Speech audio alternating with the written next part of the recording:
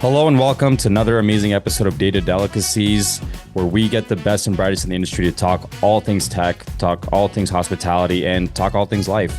I'm your host, Arun Kumar, and this show is hosted by Incentivio.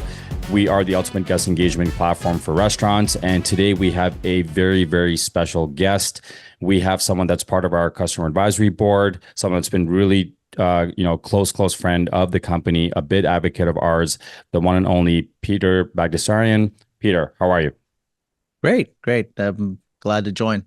Of course. So Peter has been a customer of ours for some time now, working with the Massis Kabob chain. Would love to, before we get into kind of your story there with the restaurants, would love to just a quick intro on yourself. Sure.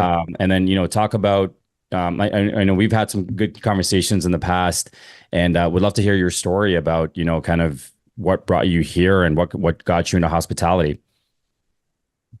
Sure. Well, here's our story. The story of our business is it started in 1976. I'm not old enough to have founded it at age one, but my dad did. So this is definitely a family business.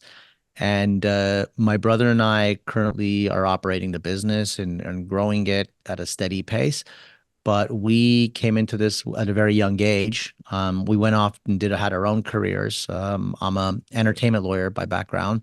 My brother's a litigator by background. So we're both lawyers. It was important for my dad for us to go and get our education. And so when we did that, we had our respective careers. I worked for in-house for many entertainment companies for a couple of decades. And then at some point, both of us made the decision to, step away from those practices and get into our business full time and make this our career. The brand kind of started as a kind of an immigrant story. My dad came here, wasn't in the food business. And then when he came to the States, he came to in LA. There's a place called Glendale, and it's home to many Armenian Americans, and it's pretty much after the capital, it's got the most Armenians anywhere. And so he came here and he thought about businesses to open up, and this is one of the businesses that kind of happened. And he started in a mall location in Glendale Galleria, which turned out to take off over the years. And then from then we always helped him out in the business, and he was thankful for that. But he was the genius behind everything, and everything that's being taught at business schools and on forums and podcasts and stuff like that. I think he was the original when it came down to business sense. And I would say in a way, he kind of had his own podcast, but it was more one-on-one with people other entrepreneurs who would ask him, how he did it and how he became successful. So it grew from that. Currently we're operating 7 locations, and we only opened our first non-mall location last year. And that was also our second location in Glendale. So where we started is where we wanted to have our first standalone location. So that's the short version of our story. And it's for both my brother and I, this is a great business because it was by choice. I mean, we had successful careers in different industries, very different from what we're doing. But at the same time, when people ask, I think both of us learned things that are very helpful in our respective careers. For me, a lot of the stuff that I'm bringing in tech-wise, is based on having worked for large companies, being around, app division of a company and seeing things from a different perspective. So when you work for a large corporation with thousands of employees, and you get to see things from a different perspective, but your eyes are open, but you're also, in a good way, you have skepticism. When people try to sell you a piece of software, or you need this, you need that, and one of the things my dad was always careful with was keeping costs down, keeping the food costs down, for keeping the prices low for the customers. And so every time we approach a new technology, we always have to we're reminded we have my dad's not long around anymore, but there's always a presence there of saying, do you really need to buy this? Right. This isn't gonna go, as long as, if it's not, he always say, like, if it's not gonna go into the plate, it's a waste of money, you know? Yeah, that's a great way to put it. I mean, and again, I love the immigrant story. You know, being an immigrant myself, it's always definitely, you know, motivating to hear stuff like that. I mean, that's, you know, kind of the American dream. I'm on here on the Canadian side, so the Canadian dream. But you know, a few things I'd love to just to get into here is, you know, again, coming from law and then going into restaurants, again, that's, I'm sure that was probably a big change, right? Like, you know, different pace of work, different type of context. Like, how were you able to make that transition over and be as successful as you are today? Yeah, I think one of the things was, I got into this business, whether by choice, I liked it as a kid. I mean, I was like 12 years old working. I remember people would used to ask me, we're standing in front of the cash register, how old are you? And some people were like happy about it. Some people were like, negative about it. Like it's, I want to be here, it's like, Yeah. and yeah, I enjoyed it. So I worked throughout my years, and I always was, it wasn't one of these things where I, went off and I said, okay, I'm completely disconnected from the business. But at the same time, when you have a full career, it's a different path. But you when you do come into the business, I think having learned the business before, I think it's easier. I think when Mm. sometimes people don't know the business and they kind of know it from the outside, and they say, "Oh, I'm going to open up a restaurant." So, I'm not one of these people who's a dream killer, whether it's law or restaurant. People say like, "Oh, being a lawyer is the worst." No, I had a good time being a lawyer, and I chose the path that I wanted. I was in, Yeah. it was in animation and entertainment, things that I, enjoyed, and I Right. was happy to Right. be at those companies.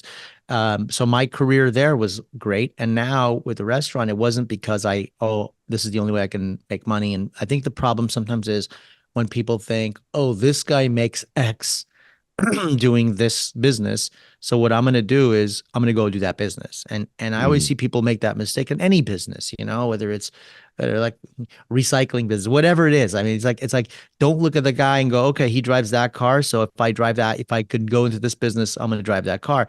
It's a Right. really wrong way to, and so they kind of want to shortcut it. And it's like get to the, so Mm. one of the things I kind of tell people, and even when I mentor people, I'm like, okay, don't look at our business as a mature business with 7 locations that could, survive bad months or during COVID, bad years or whatever, like, Yeah. literally closure of all 6 of our locations at the time was, would have been devastating. And so you see these people, they try to get into the business and immediately and I talk to people like, it's like, oh, I'm going to open up X number of units by next year. And they don't even have a proven business. And I see this all Mm. the time. Mm. I see people, we're in mall food courts and very successful top, I would say that some of the busiest food courts in LA or maybe the world, maybe, so you see, the coolest kid comes in, and sometimes they're a competitor, sometimes they're a brand new brand and they're selling very similar items. And they come in there and then they have these grandiose plans so they can open up 3 or 4. And sometimes they'll sign a lease with the malls we're in, and for like to be like almost all of our locations or 3 of the 6. And they haven't even had one full year, one calendar year Mm. of success. And you're like, well, you haven't proven your concept. And I know you have, and again, this being LA, you have people that have money, or they're investors. And sometimes the investors are at fault because they're saying, you know, um, here's a bunch of money, but I want my return, and one is not exciting, and I don't want to come to the visit. I don't want to come to the business. I don't want to visit, but here I am. Here's a couple $1 million. Go open 3 locations, and it's really really hard because we're an established business. If we open up one location, it takes a while, even as an Yeah. established business, to get everything running there. The staff, we'll have to open up a store. Sometimes it takes a couple of years until you have a reliable crew, the same people. Sure, Mm. can you be like, some restaurants which have 100% turnover staff and be okay? Yeah, maybe, but then you don't value your stability. So we have stores that have employees, and in quick service, it's not, it's kind of rare to have the same staff for 10 years, to Yeah. have the same group of people that are working with you who have kind of started with you as a dishwasher and now they've moved up to manager. And at all our locations, especially the ones that are the most stable, that's how those are who our managers are. It's not a guy who left a restaurant university and wears a tie. I always say we don't have a space or a staff position for somebody who wants to go sit in the office and have a Yeah. laptop open and that's not if you come to our stores.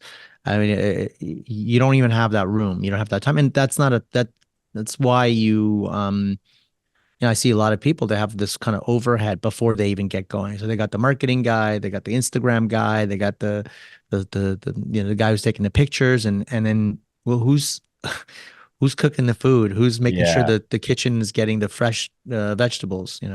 Yeah. That's interesting. I mean, and I'm seeing a lot now, like a lot more brands are starting to go the franchise route and want to scale rapidly, right? It's like, oh, we're at, X amount of location today, want to be this by the end of next year. And, where do you feel this almost like false sense of, you talk about these grandiose plans, right? Where do you sense that's coming from? Like, why do you think people feel it's that easy to just get in and scale to like five in a span of, all at the same time?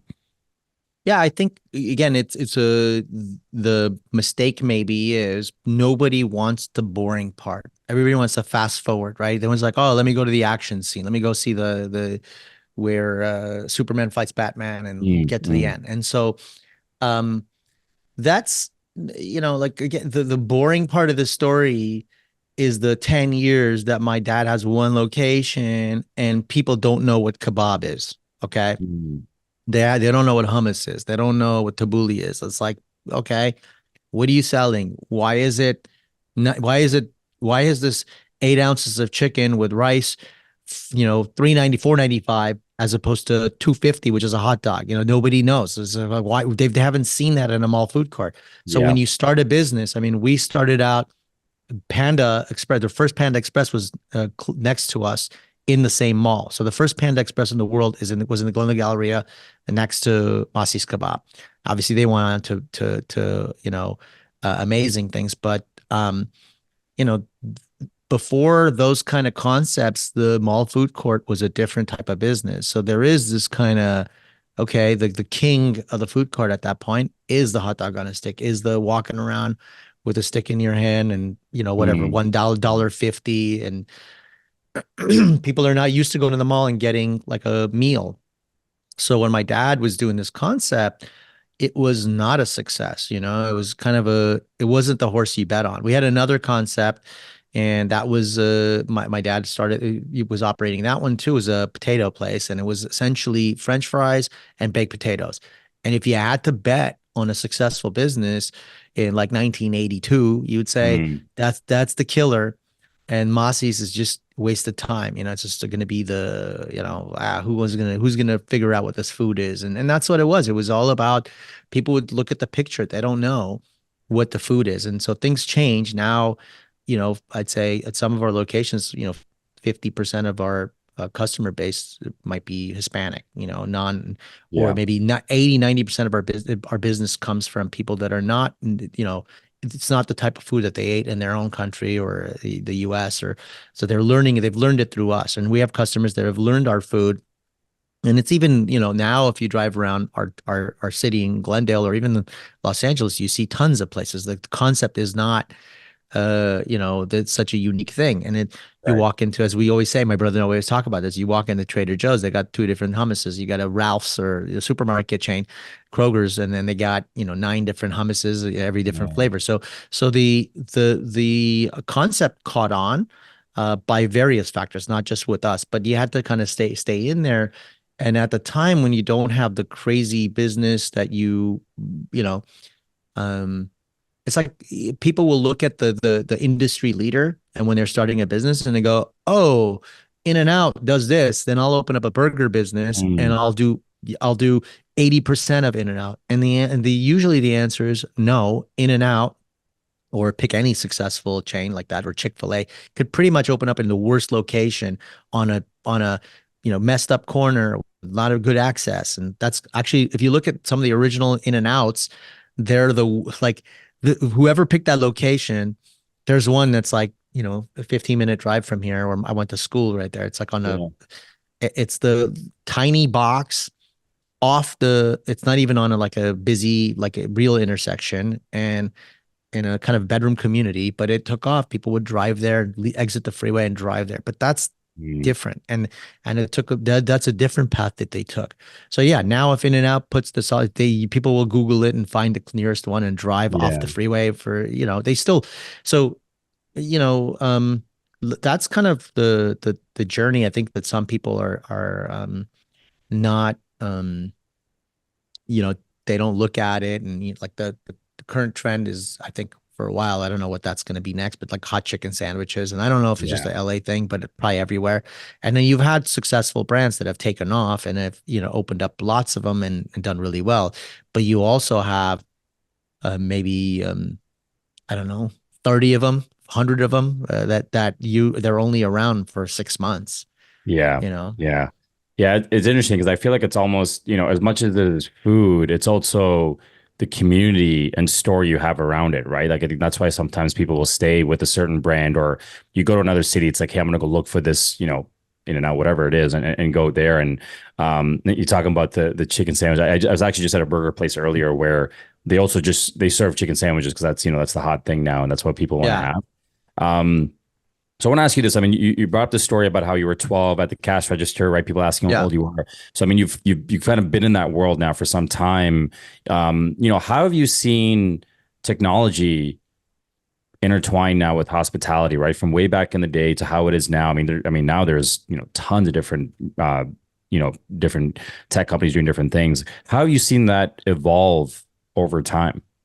Yeah. I think, um, so again, one of the things that I loved of my dad was that he was a skeptic, but he was a visionary and he could see things that were, even if he couldn't necessarily describe it because Mm, he wasn't in the tech space himself, but he would kind of, even things that he said like 6, 7 years ago, and like I would discard as like that doesn't exist, and now you're seeing that stuff exists. Like he said, it'd be cool if they do this, and I go, that's not possible with like me being I'm the smart tech guy, and he kind of could see the pattern of how things would change. And so I have to give him credit. He would see things like that, but he was skeptical in, as I said, putting in stuff that would just cost money and have no return on investment and not really add any benefit to the customer experience or the like. I think what happened is we had so we joke sometimes we'll still see those old, I don't know if you know the Royal cash registers, the yeah. like the Casio or Royal, it was the popular ones. Basically every restaurant, I would say, operated under that for maybe decades, right? And they're reliable and they required, I think, and probably indestructible. I think you'd have to spill maybe not more than one 24 ounce of Coke to destroy it. I think he would even take Coca-Cola, and that's how it would, like, if it ever would die, it was because it was one plug, and it's basically like a calculator, right? Like a calculator Yeah. with big buttons, Yeah. and Yeah. everybody knows it in the cash drawer, and they just would last for decades, and once in a while. So you'd buy two of those in a store or one of those in a store and operate a store, and most mom and pops, and some of them still do. You still see them around. You see people able to, like, and then you get to the credit card machine and you're like, all right, begrudgingly in the 90s or whatever, Mhm. you add like credit card, you have to get the credit card machine. And so that's one complexity.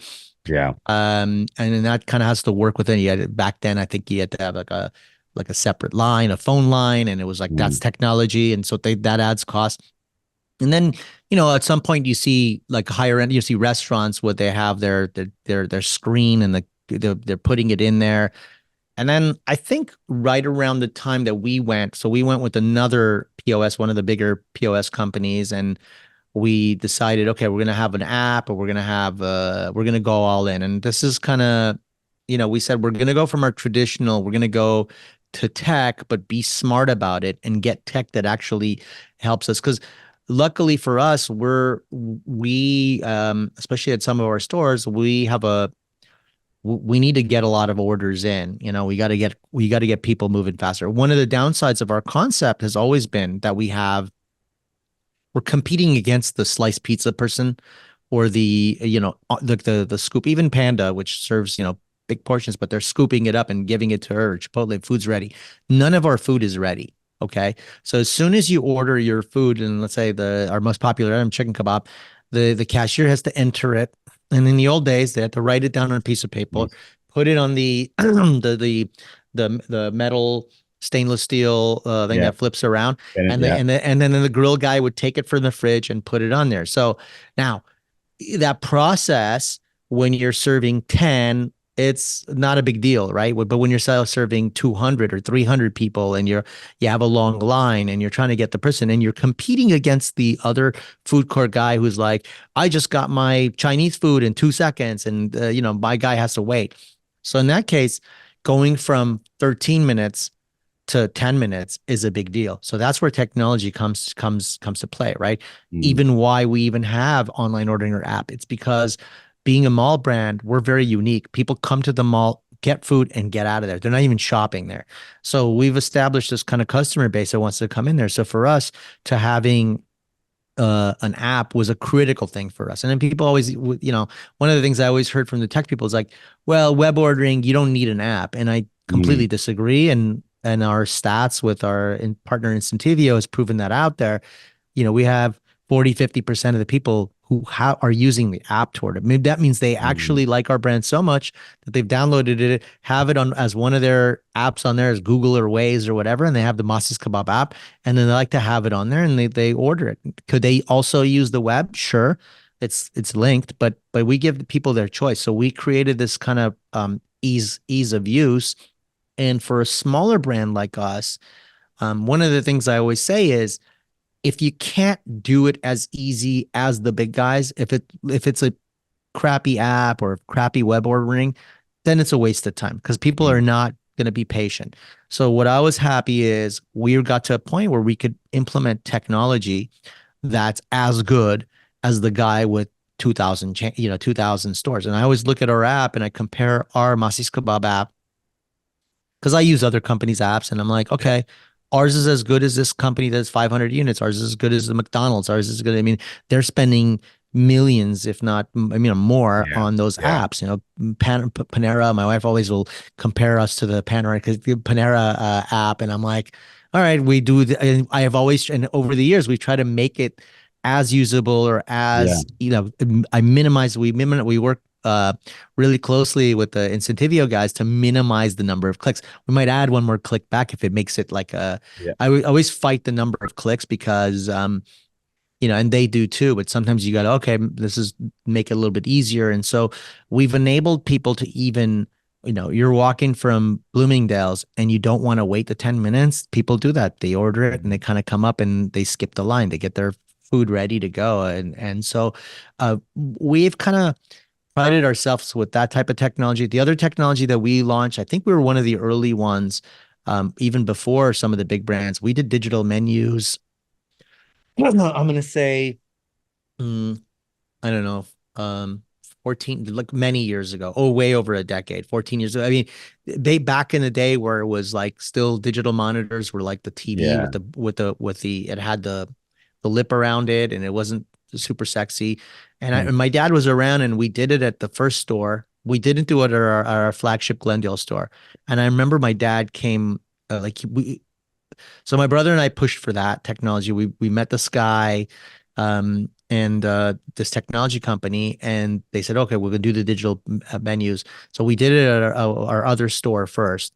I think it was our Sherman store. We did it, and my dad looked at that, and it was, even though they're all his stores, but he kind of got jealous. It's like, well, this thing's, after he realized it was beneficial, he's like, why don't we have digital menus at Glendale? Even though he would have been maybe against it because the cost and the investment. Why did we do digital billboards at the time? Not because we're trying to be cool, but our business, as I said, was driven by images and kind of an explanation of what the food is. So we have, 13 different kinds of protein in people, even me. I know our menu. I eat our food all the time. I Yeah. see our menu. I kind of want to look at the picture and go, oh, okay, that's, so we have these giant menu boards, and people, when they're walking around the mall, it's hard to see our food. We've shipped our concept. We now have the grill visible from the front, but it's hard to Okay. design that. So we have a glass and when you're walking the mall, you could see it. You could see them grilling it so you kind of know what you're getting. But of course, Right. if you're reading something like it says kubide, which is the ground beef item, you don't Yeah. know what that is. So you look at the picture and you're like, oh, okay, I'll eat that. I want to eat that.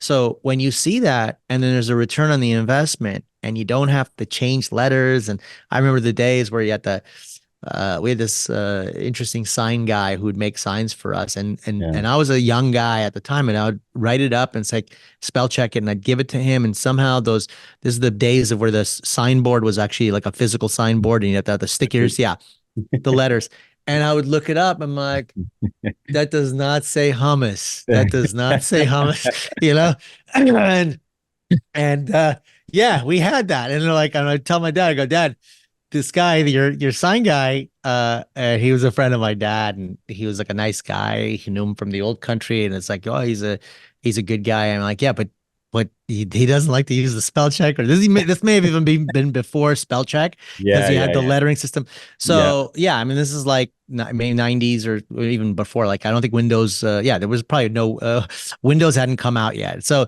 they, Yeah. it was a big deal to print it up, and you couldn't give him a file, and so you'd write it down and he'd copy it. And so what does digital menu enable you to do? Well, we can make a change. We can make a price change if we have to, or if we have to update an image. We take new pictures. You don't have to go send it to a printer with it's got the lighting in the back. So yeah. That's, I mean, you kind of touched on like so many different aspects of what I feel like now you go to restaurants almost like table stakes, right? You see like these dynamic menu boards with pictures and, I know for myself, a lot of times, especially if I go to a restaurant, if I'm in person, if it's fast casual, quick service, like I'm looking to see, okay, what's, the picture. I think pictures, we tend to order if we could see a picture. If an item doesn't have a picture and we don't know what it is, we're like less hesitant, more hesitant to order it. Sometimes I'll go on Instagram and check the item and see if someone else's order. I think that's always helpful. And the one piece I'd love to touch on, you talked about how, 40 to 50% of your people are ordering through the app, which means you build a good community now around Massis Kabob. And what I want to ask you is like, what does loyalty mean to you? Yeah, I think again, another thing is loyalty. All right. The dream of explaining loyalty to people, and even that word loyalty, is kind of not going to happen, right? The reality is, if I don't mean it by just me, but if the owner operator is standing at a register or the POS, or standing or wearing a chicken outfit in the store, they're going to go and aggressively get loyalty members and explain people how it Mm. works. If you're hiring somebody, again, a nice cashier, like friendly, whatever, they can take the order. They might be 21 years old, and they might even be there for like 3 months while they're working in the summer. It's Yeah. hard to get them to work and go, oh, this is how you do the sign up. And some people do it, but even the big brands, I go to the best trained people that are doing like PDFs on it. The cashier at these places doesn't like, it's person by person, right? Right. I eat out all the time, and I eat other, competitors or quick service. I never get asked if I have their whatever. Like, we use ours is called Kebabbery Club. So the reality for us has been, how do people learn about our loyalty? Is, well, we have T-shirts and things like that. I don't know if how much of that moves it, and makes that work. But the reality is that people will kind of start using it by online ordering. So what we do with our point system is, once you sign up and you order, um, and signing up and ordering is about the same process. We eliminated that. We don't ask for birthday. We don't ask for, Right. Right. we don't care. We don't want data. We don't do anything with the data. We only use the data to verify the customer when they show up. So this is Peter. Okay. Peter shows us the phone. That's it. So you give us bare minimum information, Got it. and, Yeah. so, okay. Yeah. I mean, people, oh, you hit the birthday. I mean, I don't know. Do you really want IHOP birthday emails. I mean, like, I don't know how many emails do I get emails from everything, like from, a physician's office, a happy birthday. And you Yes. get Yeah. it I get it for my real birthday and my fake birthday that I sign up for. Like, I don't want, I don't want, sometimes you don't want to give out your birthday, right? So You you got a give lot out of like birthdays in the year then. yeah, well, no, you give out the date that you don't want Yeah. people Yeah. to like. Why? Exactly. Why Exactly. does? Yep. Why does IHOP want to know when I'm born? Like it's like a security. So we don't even ask for that. So we've minimized the experience, the process to sign up. I don't need that. I don't care. I mean, it's like I just have names and last names, and again, that's Yeah. just really for the credit, and the credit card information stays secure in with the processor. So when people order, they're automatically enrolled in this our loyalty, our Kababri club, right? So then they're collecting points. And with our business, one of the things we find, so if a person is ordering, our menu items are 10.95 and up, but then a lot of times people, if they're ordering for a group or whatever, or they're ordering our family pack, they're spending like, let's say $49, $50. They're halfway there on a reward. Okay. It's not complicated. So the guy just spent $50. Sometimes they've already hit the reward thing. We don't mind. Mm. They hit that thing. And so the next time they're earning a $5 credit towards there.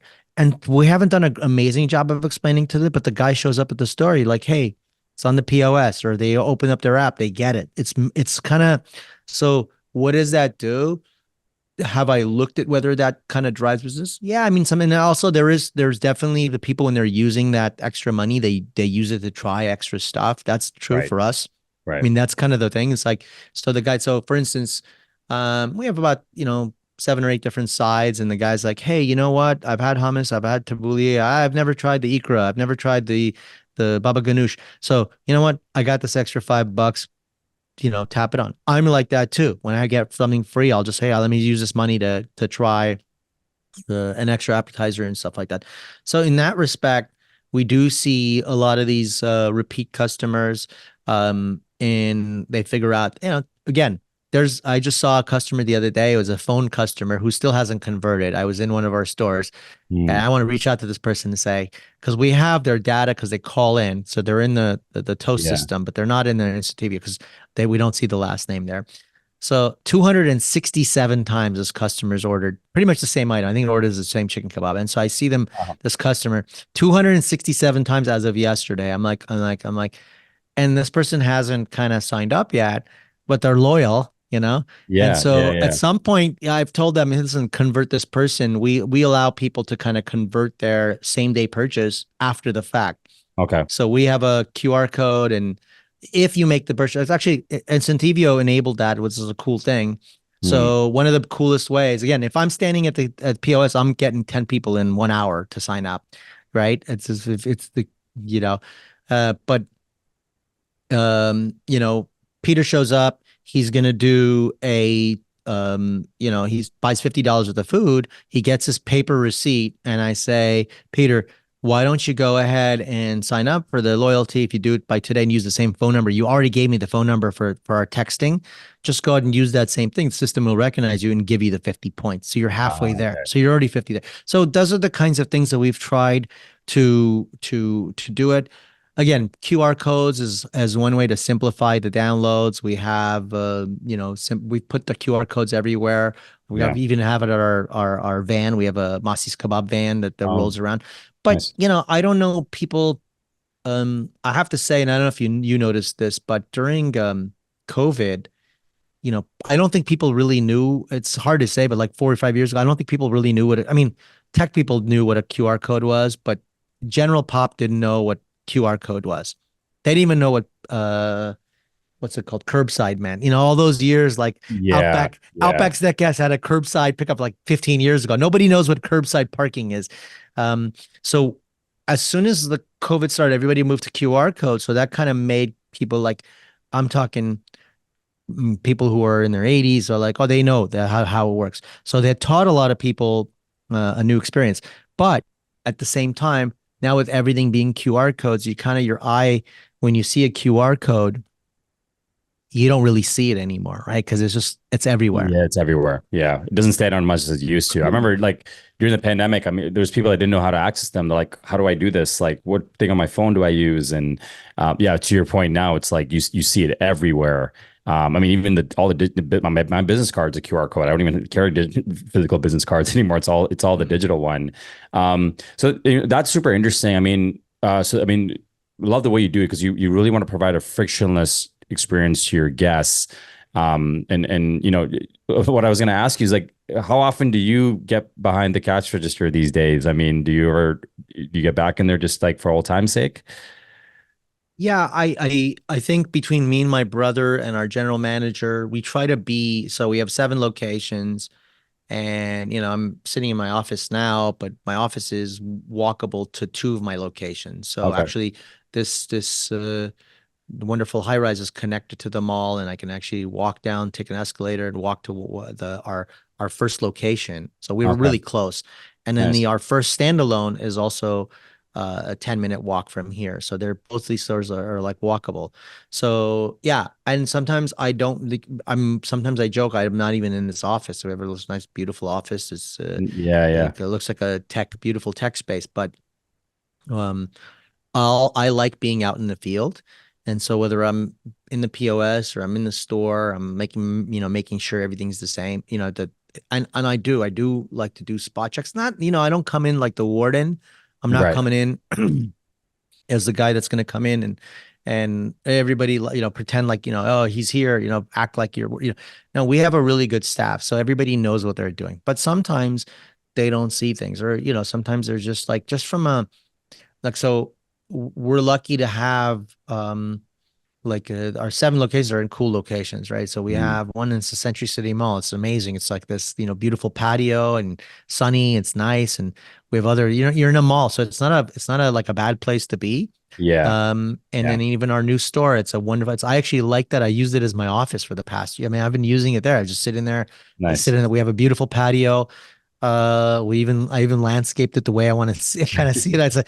I added Nice. like that, succulents because I like it. Because Yeah. as, No, as you my should, wife would man. joke, yeah, it's like, hey, so I made it a pleasant place to be, and so I like being there. So yeah, if I'm there, again, I'm the tech guy, so I'm checking in. Is all the equipment working? Is everything? Because sometimes, you have staff, um we teach them like, okay, make sure the Wi-Fi is off for some things, it's Ethernet connected, and then sometimes I go in there and somebody's touched it or whatever, or something's not Right. working, and then sometimes, you're like, we joke like our staff is very awesome, they take care of stuff, right? But sometimes it's like something's breaks, like a printer's not printing, or something's not working well, or it's like it's acting up and they haven't told us yet, so we have to go there and go, oh, how long has this been going on? Oh, it's been acting up. Sometimes it works, even with technology, even with the best tech, Mm. sometimes, like it's a credit card thing. So, we use Toast, which is they have great stuff, but their equipment, they're just like everything else. The equipment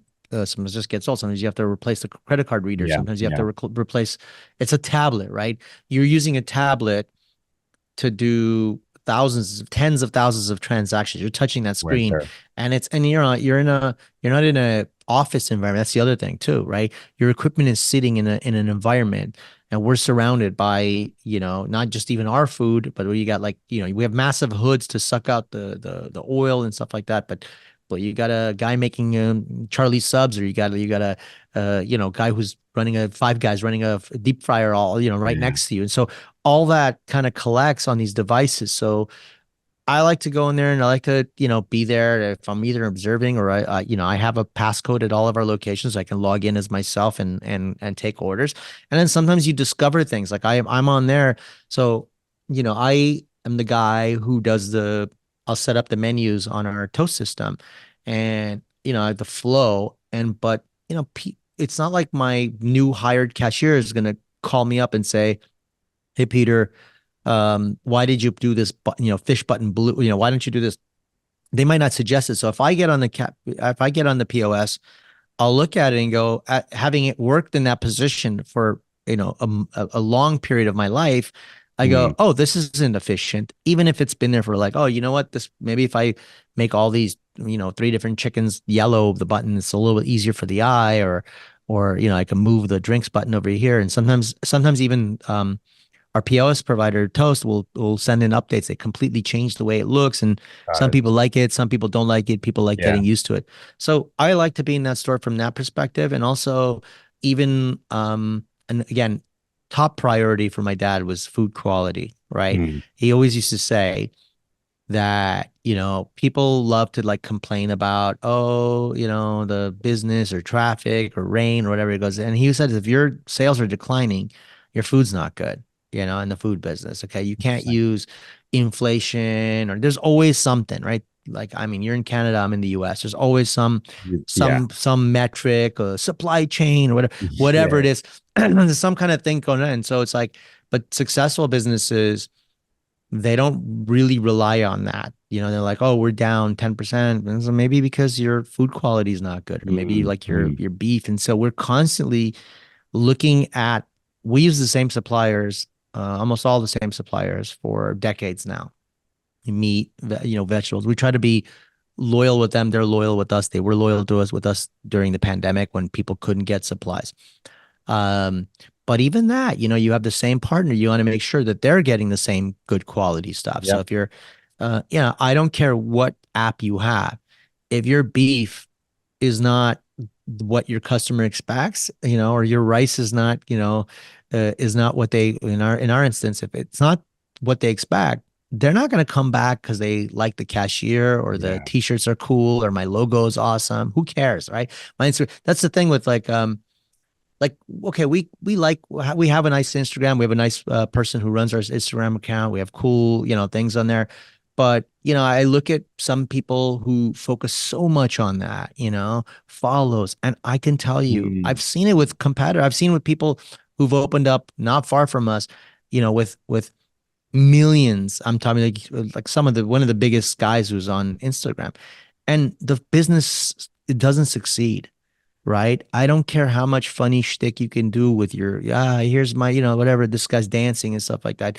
You go to that business, you're like, okay, first week, sure, it's busy. Yeah. Yeah. Second week, it's busy. But if the food is not good, they're not going to come back. They're not going to pay an extra $4. I know our customers. They're not going to pay extra $4 because you had Yeah. a funny skit or you had a cool, because some Instagrammer had some cool, connection to your brand. Yeah. No, that's it. I mean, it sounds like what you try and really just focus on the controllables. And at the end of the day, all of this dancing, fun, and gimmicky stuff, that'll wear. But what will never is the quality of your food. And that's what you stand by, which is awesome to hear. Because I think, I always think about in my personal life, where are the places that I frequent the most? There's actually a shawarma place. I can literally see it from my backyard. Yeah. And they're not fancy by any means. They don't have social media. It's just like a hole in the wall. It's called Yeah. Taste of Shawarma.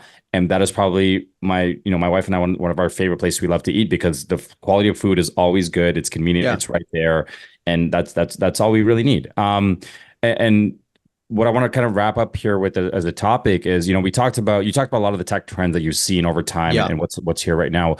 And you're obviously very, tuned into the tech space and would love to get your thoughts on, what are some emerging tech trends you're seeing in hospitality that catch your eye and maybe you haven't adopted it yet but it's something you think that could truly change the way that the industry operates. Love to get your thoughts there.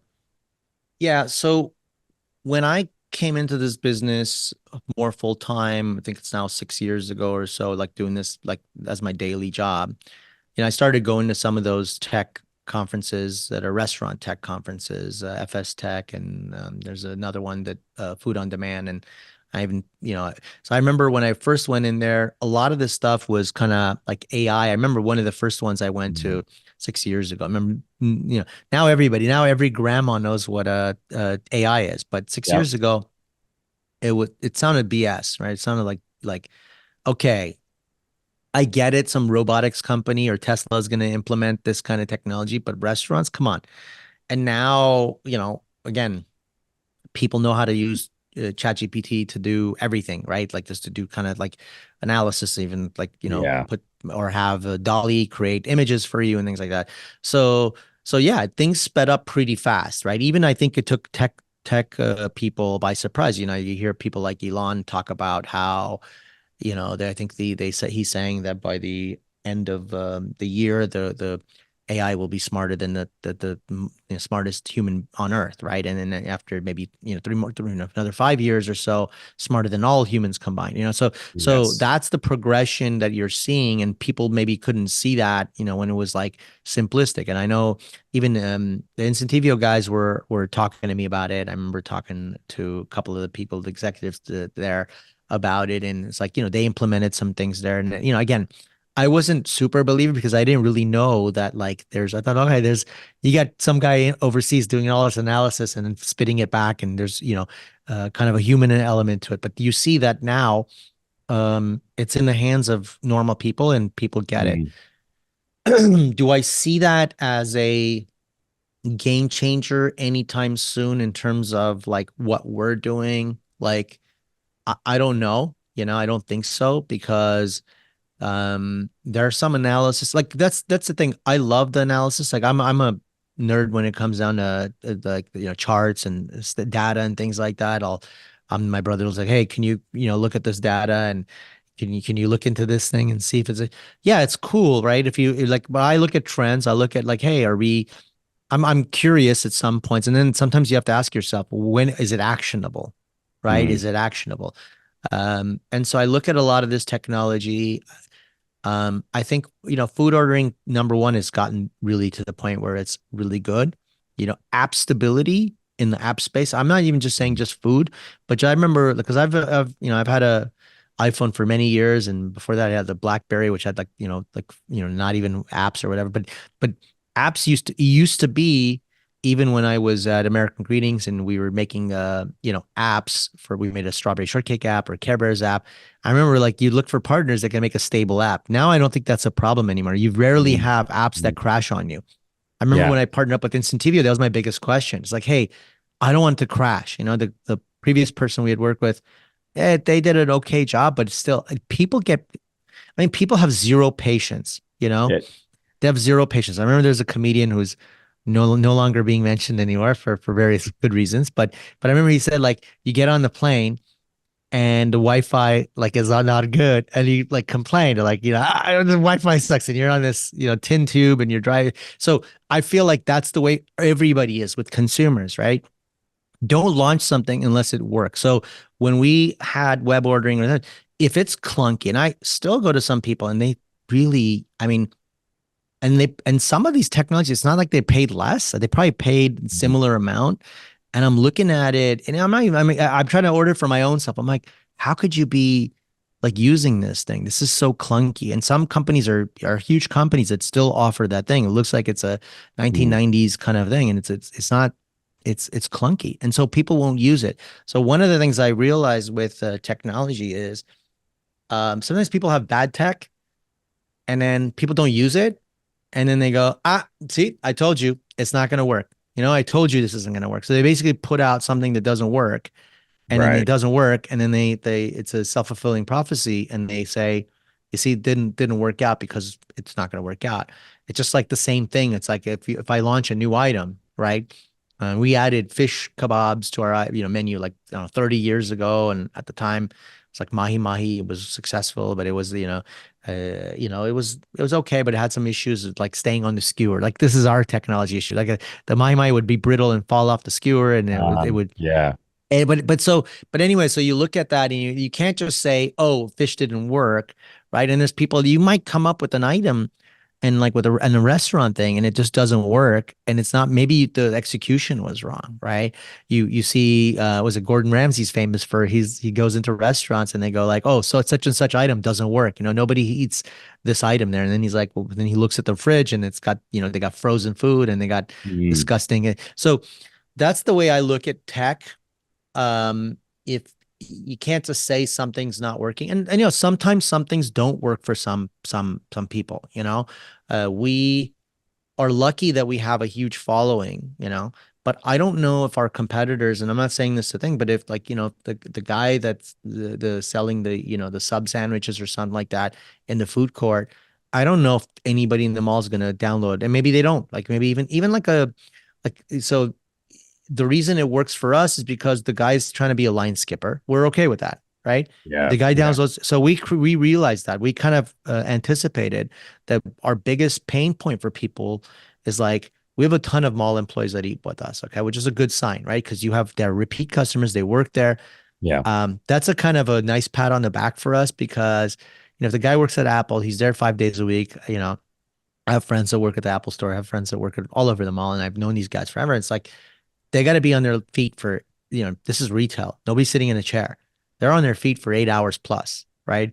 So if the guy has one opportunity to take a 30-minute break, and usually it's a 30-minute, or some have an hour, but mostly 30 minutes, he or she's going to want to eat a meal that's going to keep them, full for the 8 hours. So they're not going to go for a slice of pizza because that's not going to fill them up. So they need to Yeah. they're going to spend their $12 and they're going to make sure that it's a home, like it's a meal. And plus you don't want to eat something that's like, like candy or some sweet or something. So they eat. So we have a lot of these customers, and the biggest complaint that we would get, and this is again, having worked, boots on the ground, in the store is like, I love your food.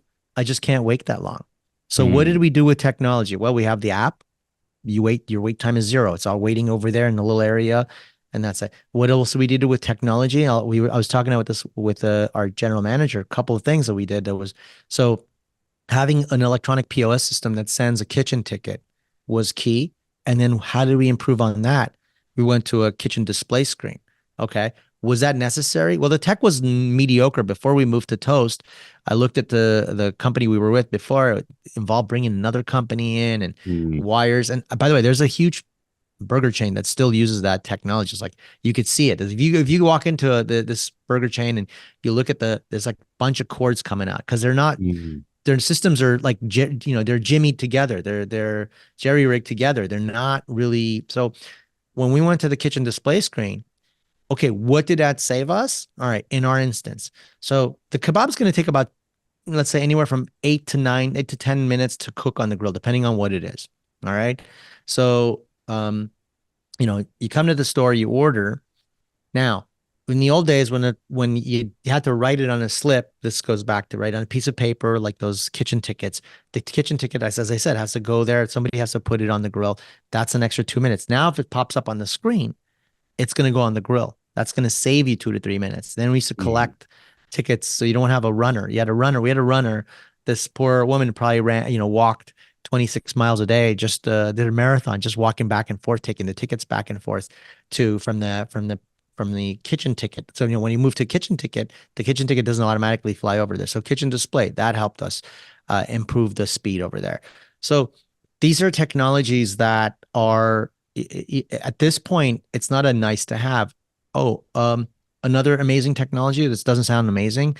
We text our customers to when the order is ready. We used to use, which we thought were cool back then. We were early on in the pagers, the ones that look like the Yeah. hockey pucks. Yeah. Yeah. And that was another problem. Those are hundreds of dollars. And I love the people that used to make the stuff, but they, the kids would take those pagers and play like air hockey with it, or in the food court. And like that thing's $100. Yeah. Like they'll bring, or people they're not stealing it, but they're putting it in their purse and they're just walking away with it. And Yeah. so Yeah. Yeah.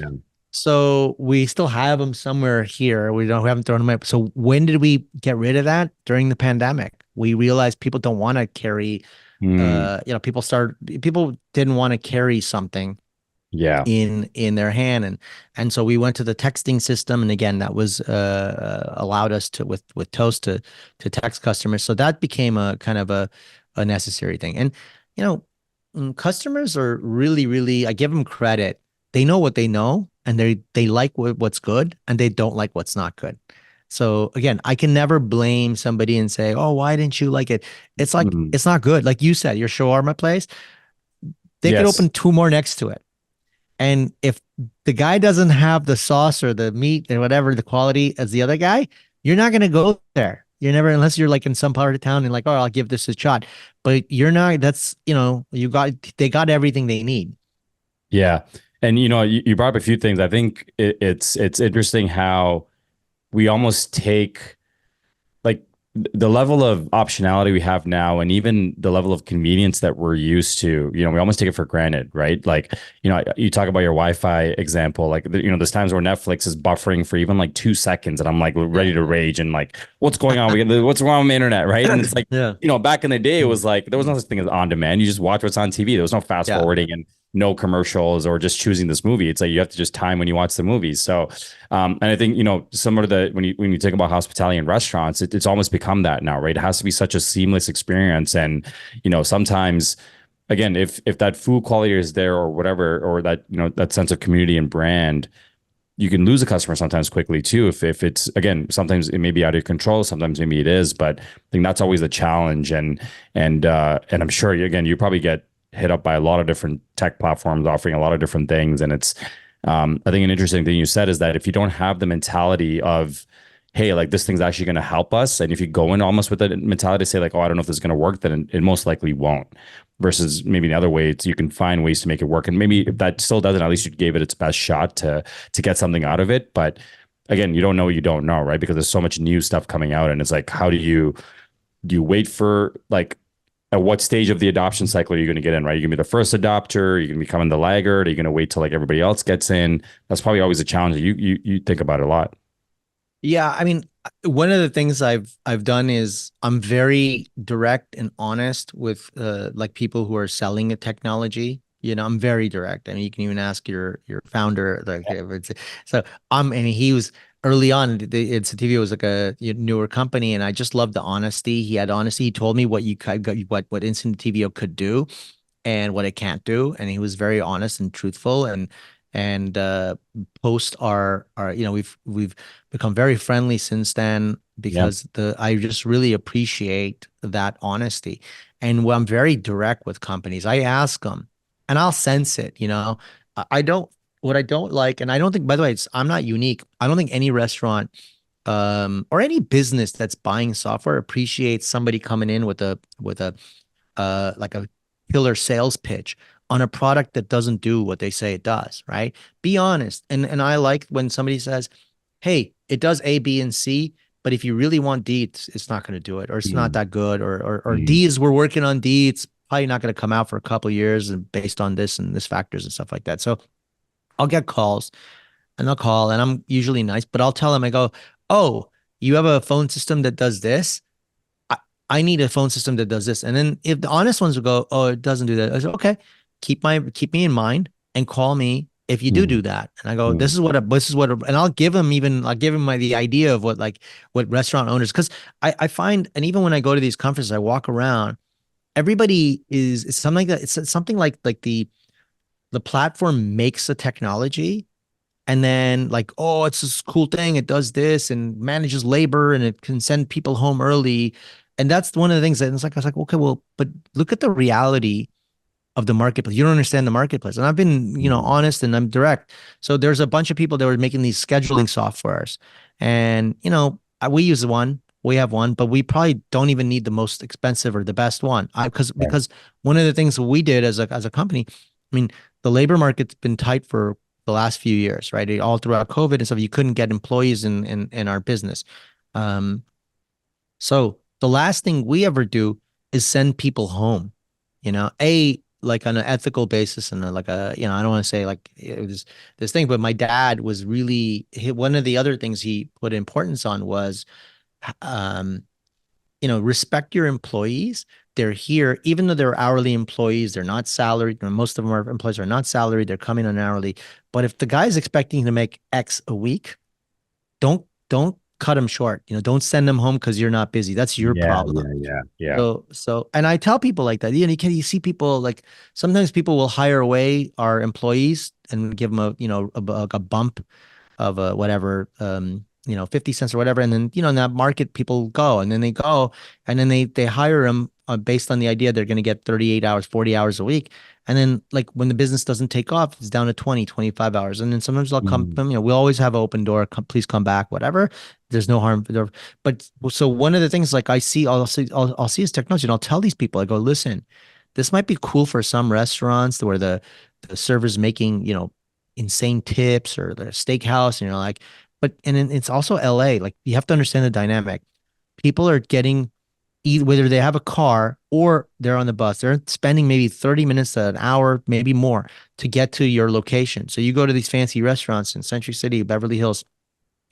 I don't think those servers live in Beverly Hills. They're taking a Mm, bus. mm. And if you've seen the LA, metro system, it's awful, right? It's like it doesn't go anywhere you want to go. It's just like indirect. So we respect that the person took an hour and a half to get over to your business. Yeah. You know, then you're not going to tell them go home because we're slow. Yeah. Yeah. Yeah. So that technology, like I have probably, and I have it from multiple places. They all pull the data. I can see what my hourly spend is on employees, but I'm not gonna.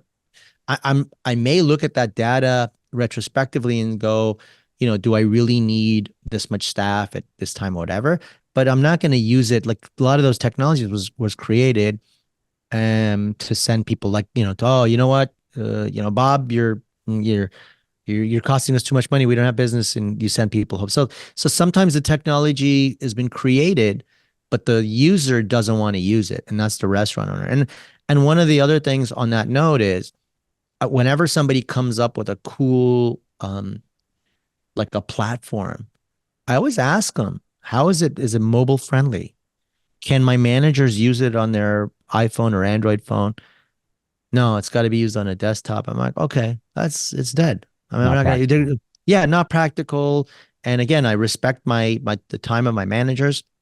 I respect their capabilities, and I know what works within the restaurant business. You're not going to pull that. We had it in our old POS system. We had these, like Dell computers in the back or whatever it was that they gave us, and had a monitor, and it's like, software had to be updated and stuff like that. We just pick up restaurant dust and the things in there, and it's like would sit there and one more point of failure, you know, and so that can't work. Mm. It's designed for the Cheesecake Factory where there's like an office, and there is a guy with a tie who comes out every once in a while. But our businesses, and sometimes I'll even tell to the tech guy, go, listen, this is what our store looks like, right? It's a walk-in fridge. We have small square footage, right? In a mall food court, if you can think about it. It's mostly a walk-in freezer in the back, walk-in fridge in the back, right? You got your prep stations, you got tons of meat and vegetables piled high in a busy road location, and you got cooking in the front, and you got service area. Where do you think I'm going to set up this hardware or software that's Yeah. going to Yeah. work? Yeah. Yeah.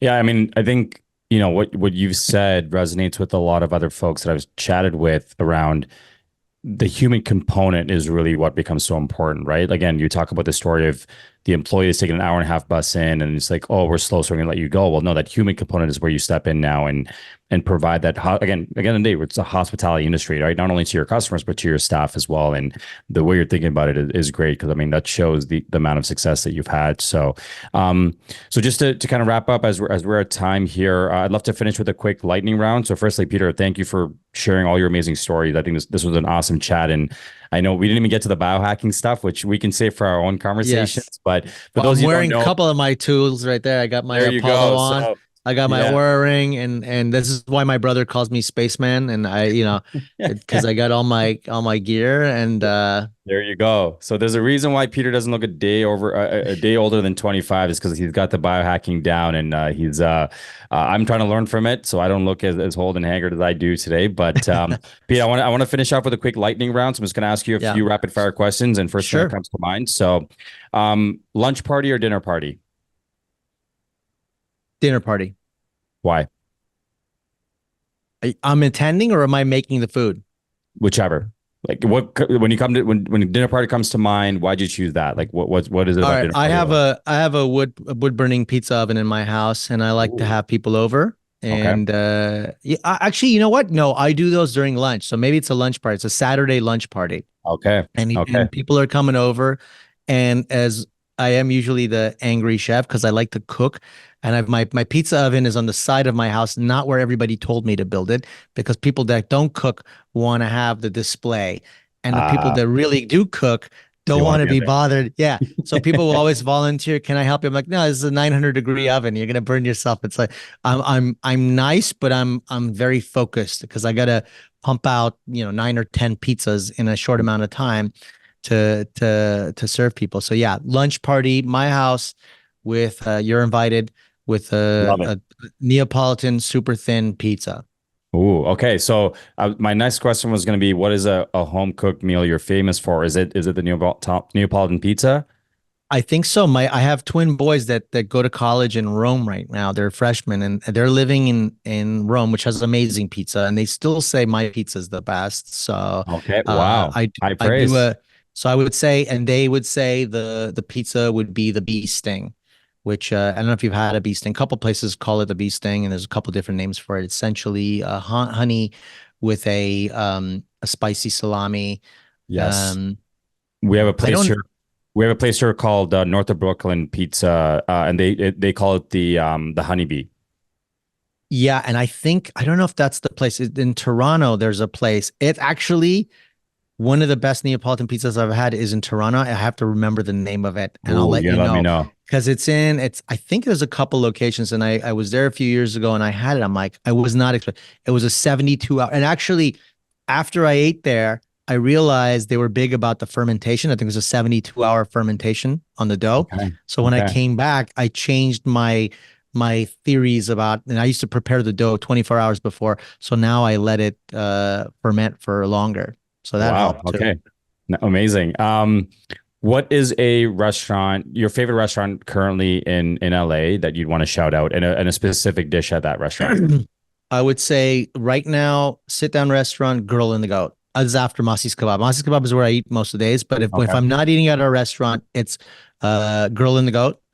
And I think they started off in Chicago, but they have one in Yes, LA. I've been to the one in Chicago. I was going to say, I was going to Okay. ask if it's connected to the one in Chicago. Yeah. Yeah. So super cool restaurant. What I like about it, and this is what all LA restaurants should do, it's really good and trendy and popular, but the servers and staff don't have the attitude of, hey, we're cool and you should be, Mm, because there's a lot mm, of this attitude sometimes are like, oh, like we are blessing you with our food. It's like, you want to go in there and eat the food. And I would say anything, and you have to eat goat. Okay. Don't go there. And I'm sure everything they have on the menu is really good, but I would say they have a couple of goat items, mm. and sometimes you have to ask for it because they do run out. So you have to ask for it as soon as you sit down. So yeah, that place, I would say it's definitely one of the best restaurants now in LA. Amazing. Love to hear it. Last question. If people want to get in touch with you, what's the best way to connect with you? The only real social I have personally, I mean, obviously we have our Massis Kabob Instagram, but my personal one is my name at LinkedIn, Okay. so people can connect with me there. Great. And yeah, I like making connections in the restaurant business, but again, if you have if you have if you have a software to sell me, listen to the podcast, watch the podcast before you reach Yeah. out to me. Yeah. Maybe I don't need what you're giving me, or at least know what but yeah, as I said, I'm always open to new things. But the people, again, even with me, when I call someone on somebody, I try to do a little, this goes back to my days of being a negotiator in the entertainment Mm, business. So yeah. I would find out as much as I could about the person that was either representing the person or the artists or the writers and things like that, and get to know them. One time I had it was I believe it was the Toy Story writers. We wanted to get him, and the lawyer was not that easy to deal with. And I remember Mm.